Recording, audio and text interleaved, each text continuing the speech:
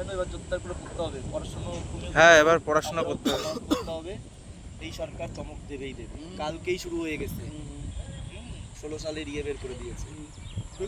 হ্যাঁ, আর আমাদের পরীক্ষা দিই তো দাদা দিয়েছিল।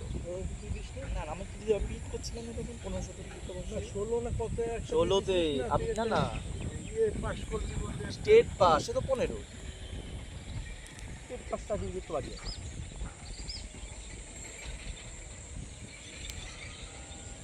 এটা নিয়ে হয়েছিল না? হ্যাঁ দাদা করে তো চাকরি, তোরটা তুই একবার কি পাস করছিস? স্টেটেই পাস করেছি। স্টেট তো আমি বিএড ইস্যু হয়নি বলে আমাকে ডাকেনি।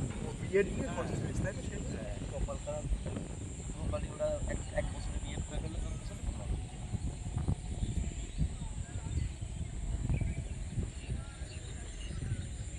এইবার হয়ে যাবে সবার, যারা যারা পড়াশোনার মধ্যে আছে, পড়াশোনা নিয়ে থাকে সিস্টেমে। এসএসসি তো হবেই, কেন কি কালকেই যদি এই এসএসসি ইয়ে করে ফেলছে, কালকেই এসএসসি প্যানেল ইয়ে বের করে ফেলছে, ওএমআরসি যতদিন বের করতে পারছিল না, নাটক যাচ্ছিল, কত কেস, টাকা পয়সা সেই শুরু করে ফেলছে। ঠিক আছে। আর এখন দেখ কিছু না, এখন ওই যে কি যেন বলে, ওই যে সারদার যে এখন এই সময় ওর নামে একটা ভুলভাল এখন একটা বার্তা পৌঁছায় যাচ্ছে, এতদিন বলে না। ও নাকি 90 লাখ টাকা নিয়েছিল যে কাপুর পৌরসভার সে পার করবে, তারপরে পৌরসভার আন্ডার ওটা বহু কাজ,